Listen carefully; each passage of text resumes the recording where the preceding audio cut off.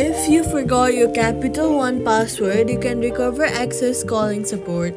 Open the app and tap Forgot username or password.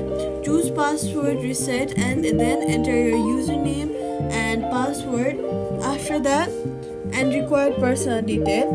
Capital One will send a verification code by text or app notifications. Enter that code and a new password. Don't use an old one or reset may fail. Also use a strong unique password so people won't have access to your data and your data and privacy will be safe.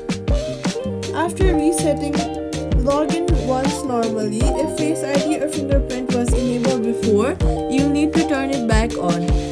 If you don't receive a code after multiple tries, pause and contact Capital One to avoid locking the account, and that's it. Subscribe for more quick fixes.